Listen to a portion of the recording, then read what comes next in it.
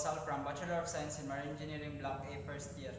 For today's video, I am going to demonstrate how to use and to read digital multimeter. So what is digital multimeter? Digital multimeter is an instrument designed used to measure electric current, voltage, usually resistance, typically over several ranges of value.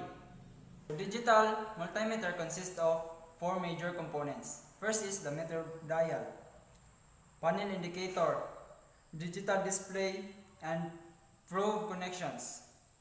So these are the black probe and the red probe.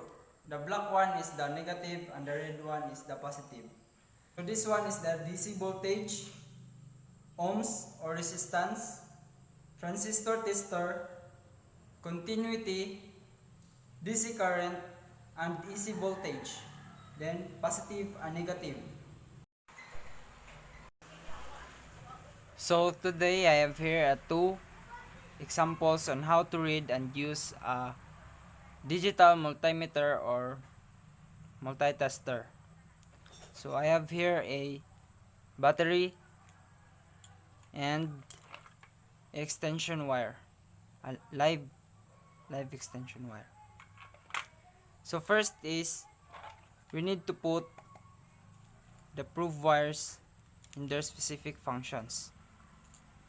This black probe will be put here in the common.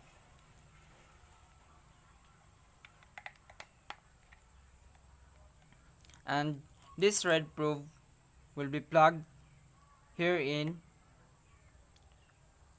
voltage, ohms, milliampere.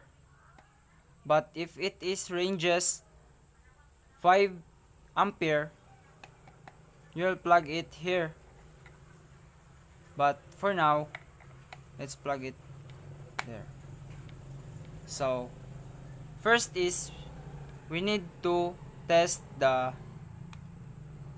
DC or direct current voltage.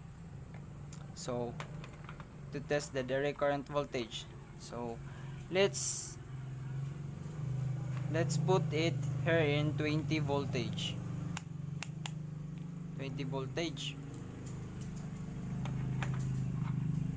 20 voltage.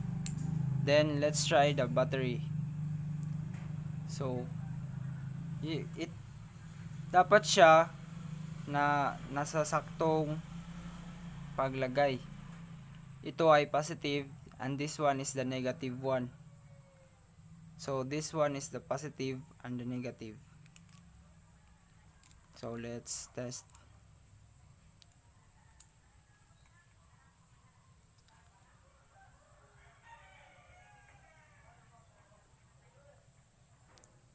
So as you can see, it is 1.56. So 1.56 volts. But if kuha na siya mabali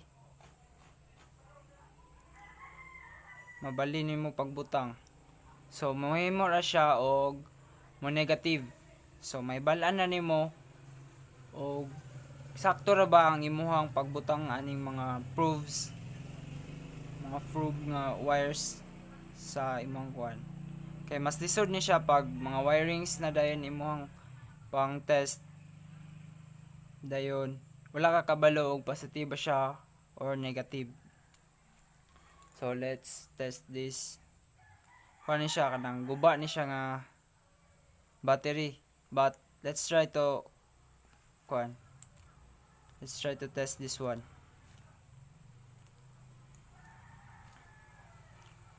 So that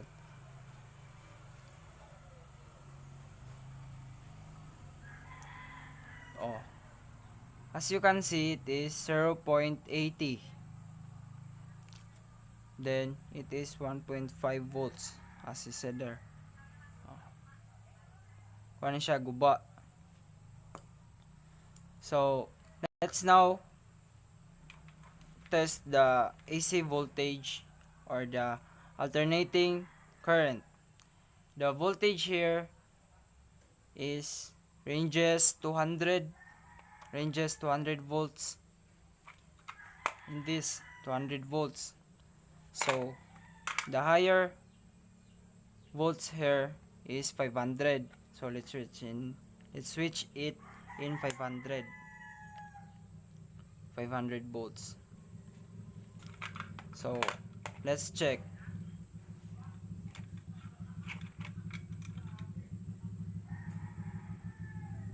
So as you can see, it is 223, 24, 23. It is 223. So that if you put it here in 200 volts, dili na siya mo basa kay maba na siya kuan, dili na niya mabasa.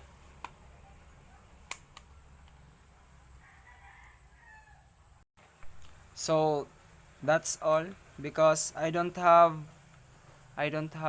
a example for this direct current, continuity, and ohms or resistance. I was 10